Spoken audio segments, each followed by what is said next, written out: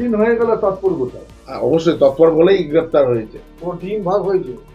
যেমন এটা তো পুলিশের ব্যাপার, যে পুলিশ কোনো টিম করে কোথাও পাঠিয়েছে কিনা সেটা তো আমি বলতে পারবো না, এটা পুলিশ বলতে পারবে। যে দুটো মোটরসাইকেল নিয়ে তারা অপারেশন চালিয়েছে, সেই দুটো বাইকও কিন্তু এখন আটক করা হ্যাঁ হ্যাঁ, আটক হয়েছে। বাইক আটক হয়েছে আপনার নদিয়া মিলের সামনে 69 বলে যে কোয়ার্টার, সেই কোয়ার্টারে বাইক ফেলে রেখে, এবং ওই বাইকটাতেই রাজেশ ছিল, বাইকটা ওখানে ফেলে রেখে ওরা মানে একটা বাইক শুনেছি লাল রঙের T20 পালসার। আর একটা যেটা ছিল আর একটা খবর আমি পাই না। কোনো কারণ থেকে মনে হয় যে গঙ্গা পেরিয়ে সম্ভাবনা তো থাকে, গঙ্গা এদেরকে অবিশ্বাস করার অর্জুন সিং এর যোগ সব দিকে আছে। ও কাকে মার্ডার করে সেই আসামিদের কোন দিক দিয়ে পার করাবে এটা ওই জানে। এদের শুধু তৃণমূল কংগ্রেসের এখন যে শাসন চলছে, প্রশাসনের ব্যবস্থা চলছে, তাদের অনলি ফর ওয়ান টার্গেট সবার, যে কি করে বিজেপি এবং অর্জুন সিংজিকে সব পুরো টিমকে হেনস্থা করা যায়। দেখবেন চারিদিকে শুধু নাটক করছে।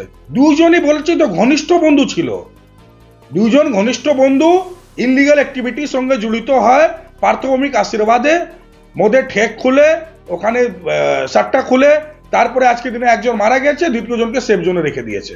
গ্রেপ্তার করুক না, আমি তো বলছি আসল যারা মেরেছে ওপেন ফুটেজে দেখা যাচ্ছে, তাকে অ্যারেস্ট করছে না কেন?